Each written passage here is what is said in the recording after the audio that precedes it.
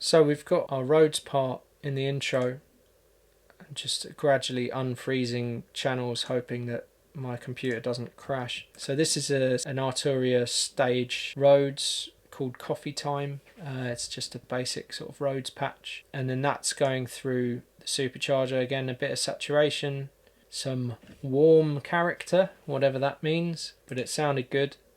And then that goes through a rotor cabinet, kind of giving that mellow old school kind of vibe to it.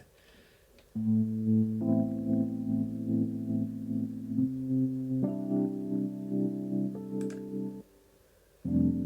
a bit of reverb.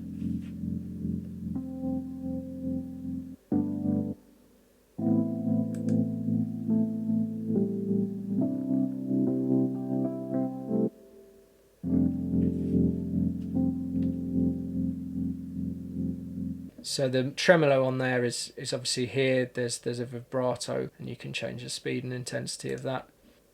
And yeah, there's a bit of distortion that comes from oversaturating it, but again, it's just to give that grainy old school kind of vibe to it, just making it a bit rugged, not too clean. Then there's also a music box. It's got a few little effects on it.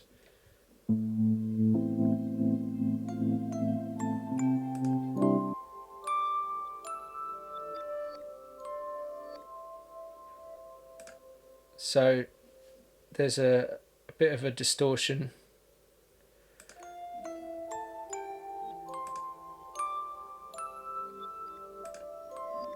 And then the crystallizer, it's just ducking every time the music box is playing. And then when it stops playing, it kind of comes out with this reversed pitch down version.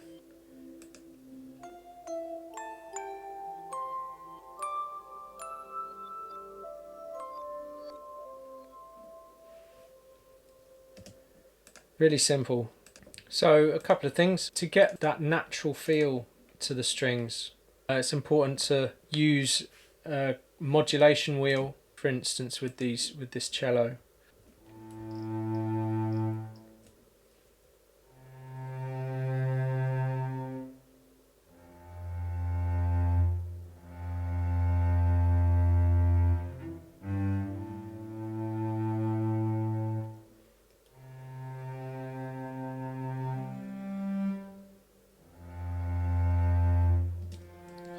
So generally most of the notes are kind of swells.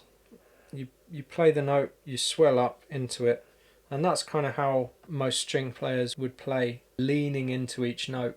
I've got a piece of equipment that I bought since that I found really useful, because it's not just when you're dealing with strings and stuff, you have the dynamics, but you also have vibrato and expression, and generally I like to be able to move the expression with the dynamics, so that it's kind of the volumes going up and down as well as the feel, or just to sort of manipulate the vibrato, just so that as you're reaching that apex of the swell, you start to really dig into the vibrato. So I managed to buy this thing, which is just a simple two channel MIDI box with two controllers on it, two faders and two rotary dials as well, and you can set them to any MIDI channel you like. And they've just come in quite useful recently with doing composition, film scoring and that sort of thing, just being able to really manipulate those faders rather than using a mod wheel on a keyboard. There are more expensive ones available, but I think it was like 50 quid. Can't really go wrong. Each of these string parts I wrote individually, just to get the best sound out of each part and to make it the most authentic sounding quartet, rather than just copying the same modulation for each part. They're all kind of weaving around each other, and I think that's just the best way to write for, especially for like an intimate string quartet like this. Maybe if it's a huge string section, you can just get away with just plonking chords down and letting rip on the strings. But for this one, it had to be, it had to sound like 4 individual players. And that's why when you look at all of the modulation, it's all over the shop. But there's a general cohesion to it. I had sort of places where I definitely needed sort of loud parts.